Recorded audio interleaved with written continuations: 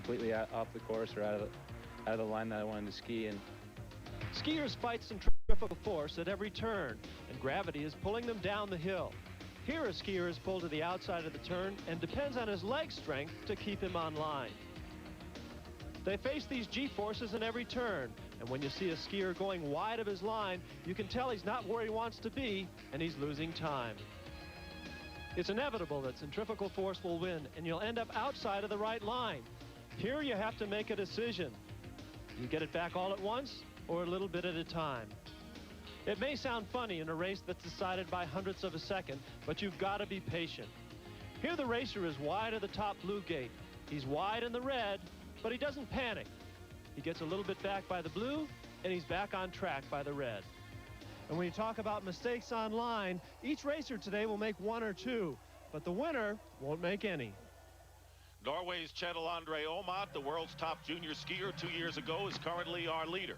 But ski racers all week have talked about their fear of Paul Akela and how dangerous he is in many of the disciplines. We'll find out if that fear is warranted. The race.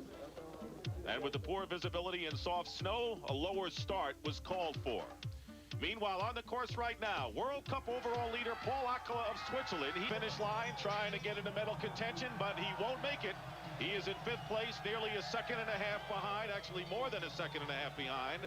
And disappointment for Paul Akela. The Swiss are really having their problems in men's alpine. Not only Akela, but one skier we haven't seen yet, Franz Heinzer, who did not win the downhill. It's been a tricky day, however, with the clouds rolling by. Right now, here's Billy Kidd. The clouds keep swirling around and moving in on the course, so visibility is going to be a key factor today. Part way down, a racer may be in the clouds and not be able to see 100 feet from one gate to the next. At 50 to 60 miles an hour, you want to see shadows for depth perception and snow texture and even tracks of previous racers. But mainly you want to see bumps and terrain changes. If clouds block the sun, there are no shadows. It's a condition called flat light. Snow looks flat, you lose your depth perception. It can get worse.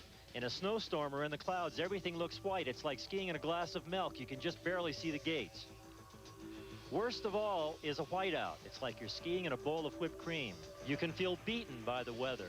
So visibility is extremely important today, and the goggles can help. Different color lenses can help bring out the shadow definitions in the snow so you can see the bumps. The goggle man is going to be very busy today. All right, Billy. Aamodt of Norway clings to his lead in the Super G. But right now, his fellow countryman Ole Christian Furuseth getting set to race in the start house. And he explodes onto the course. Furuseth is considered a medal contender here in this race and in both slalom races this coming week. An excellent skier, as well as coach of the Norwegian team, Dieter Bartsch. What he did, he set up a week of training early in the fall to emulate the Olympics. 5 years ago, because of poor results, he had to borrow money to buy airline tickets to North America for World Cup races. But here he is. Furuseth is in 3rd place right now. Norwegian fans exult.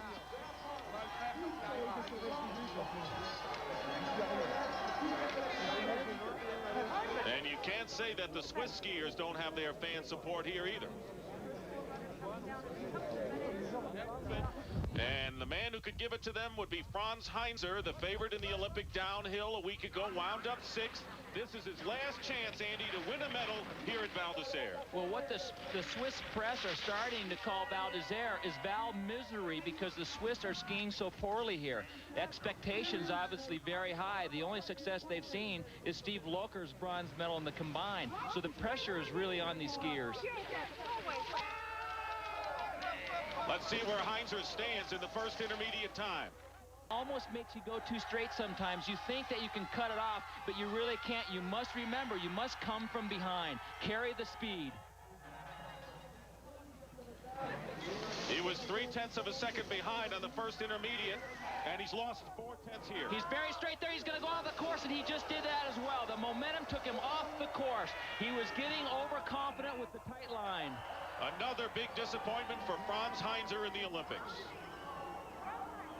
Franz Heinzer makes a tactical mistake. He releases his edges too soon, diving in on the red right here, and then again as well as on the blue.